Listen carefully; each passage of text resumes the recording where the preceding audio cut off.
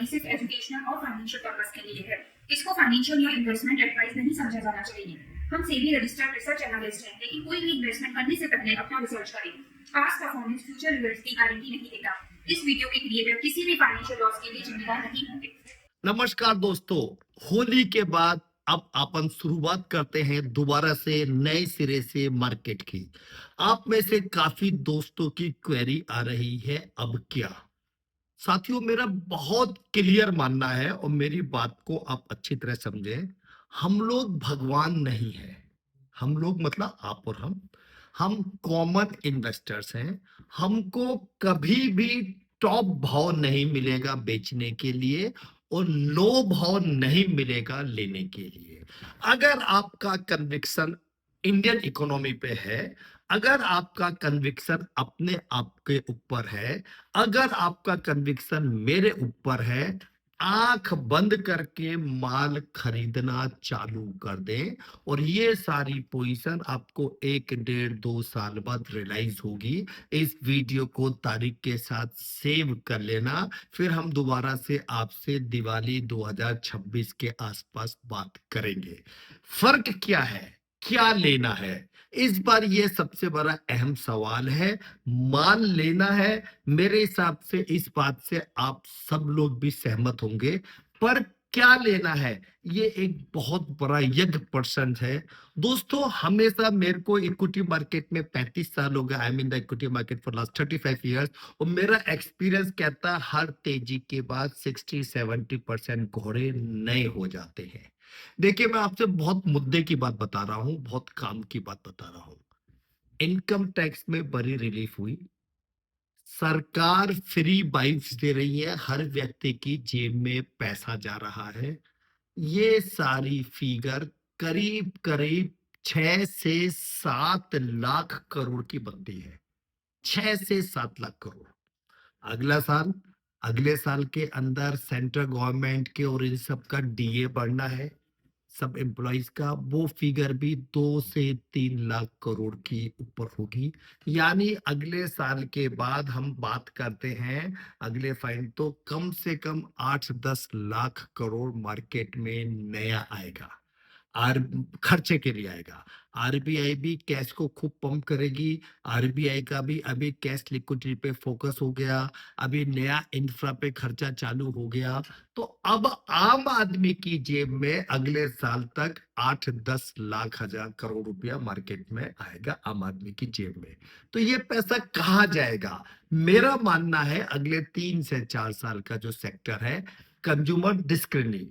आप जान रखे, कंज्यूमर्स के काम आने वाली रोज नामचे की चीजें, जो कंज्यूमर्स के रोज काम आती है, जिसके अंदर कंज्यूमर्स को 500, 1000, 1500, 2000, 3000 रुपए का आइटम रोज लेना है।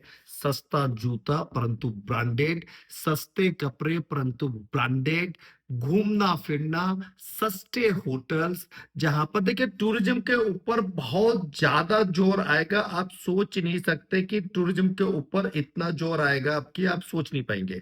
तो ये सब चीजें आपको बहुत ज्यादा, आपको मैं कुछ आपको कोशिश करता हूं कि मैं आपको कुछ चीज बताऊं। तो कंज्यूमर डिस्क्रिशनरी स्टॉक्स, ऐसे स्टॉक्स जो आम आदमी के काम के हैं, अच्छे कपड़े पहनने, जूते चप्पल, घूमना फिरना, आंख बंद करके ले लीजिए। आप चाहे मेरे प्रीमियम ग्रुप के मेंबर्स हैं या नहीं हैं, पुराने स्टॉक्स 30-40% के अलावा नहीं चलेंगे।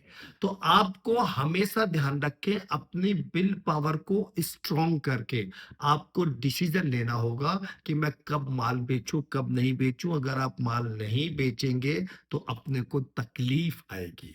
अगर आप नए शेयर्स में, नए सेक्टर्स में शिफ्ट नहीं हुए तो पैसा नहीं बनेगा। पैसा दोबारा से बनेगा, बहुत बनेगा। 2023 और 24 की जून वाला नहीं बनेगा। वो एक एक्सेप्शनल पीरियड था, उस कमाई को छोड़ देना, अभी भूल जाना। वो आएगी तो 27-28 के आसपास आएगी। परंतु अभी भी 18 महीने, 24 महीने में काफी अच्छे स्टॉक्स 50 to 100% रिटर्न दे देंगे।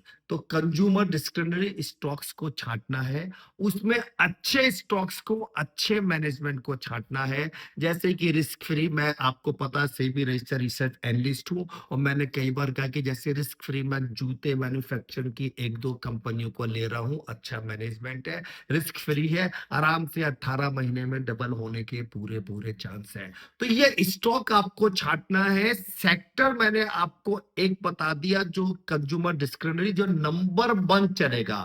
इसके अंदर ही ट्रेवल्स आ गया, इसके अंदर ही रेडीमेड गारमेंट्स आ गया, इसके अंदर ही जूता आ गया, जो कंज्यूमर्स को रोज काम आएगा। तो आप जो लॉस मेकिंग स्टॉक्स हैं, जो स्टॉक्स अब आप ये सोच रहे हो कि मैं इनमें एवरेजिंग कर लूं, वो डिसीजन गलत है।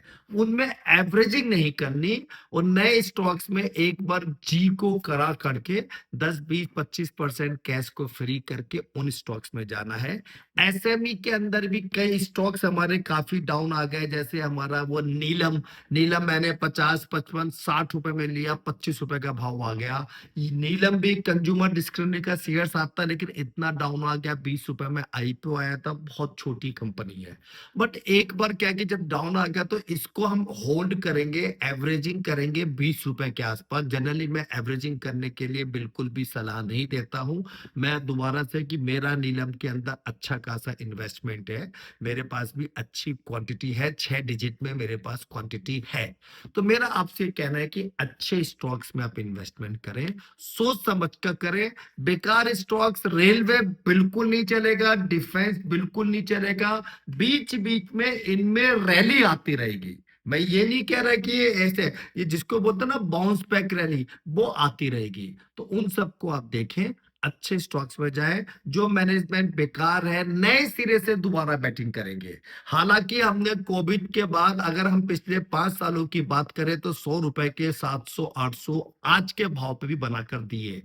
अब दोबारा से नए सिरे से बैटिंग करनी है। मुझे पता है आप में से काफी लोग 6 महीने 12 महीने के पोर्टफोलियो पे नुकसान पे भी है, 5-10% नुकसान पे या एट पार है। मार्केट है, कोई आप और हम भगवान नहीं है। हमने भी बहुत मंदी देखने के बाद, मंदी सोचने के बाद भी हम पूरा माल नहीं बेच पाए थे। जबरदस्ती अपन लोग अपन बात करें, ब्लेम करें एक दूसरे को, उससे मजा नहीं है। अब आगे क्या, तो आगे कंज्यूमर डिस्क्रिशनरी आइटम्स के अंदर माल खरीदना, दबा के खरीदना है। माल खरीदने के अंदर बिल्कुल ढंग से चालू हो जाइए, एंड डोंट वेट कि मार्केट और गिरेगा, क्योंकि आप और हम इतनी अच्छी किस्मत लिखा के नहीं लाए हैं। फिर भी कोई कंफ्यूजन है तो मैं आप लोग के बीच में हमेशा अवेलेबल हूँ। नमस्कार, धन्यवाद। आपका अपना राजेश सोनानी।